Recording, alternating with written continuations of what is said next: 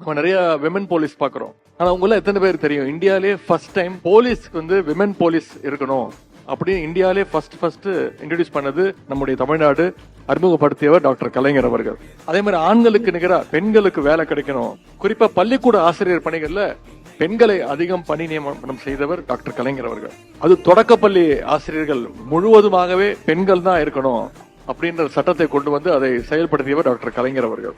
இன்னைக்கு கிராமப்புற பொருளாதாரத்துடைய முதுகெலும்பா இருக்கக்கூடிய மகளிர் சுய குழுக்களை உருவாக்குறவரும் டாக்டர் கலைஞர் அவர்கள் தான். பெண் சிசு கொலைங்கிற கொடுமை இன்னைக்கு சுத்தமா ஒழிக்கப்பட்டிருக்கு. ஆண் குழந்தைகளை விட பெண் குழந்தைகளை மகிழ்ச்சியா கொண்டாடுற சமூகமா நம்முடைய தமிழ் சமூகம் இன்னைக்கு மாறி இருக்கு. நல்ல ஒரு பழமொழியே சொல்லுவாங்க, ஆசைக்கு ஒரு பெண், ஆஸ்திக்கு ஒரு ஆண் அப்படின்னு சொல்லுவாங்க. அது செல்லமா வளர்க்கறதுக்கு பெண் குழந்தையும் தன்னுடைய சொத்தெல்லாம் எழுதி வைக்கிறதுக்கு ஆண் குழந்தை அப்படின்ற ஒரு பழமொழி இருந்துச்சு. முத்தமிழர் கலைஞர் அவர்கள் தான் கிட்டத்தட்ட 25 வருஷத்துக்கு முன்னாடியே இந்தியாவிலேயே முதன் முறையா ஒரு சட்டம் போட்டாரு. அது என்னன்னா, குடும்ப சொத்துல பெண்களுக்கு சம உரிமை உண்டு அப்படின்னு சட்டம் போட்டார்.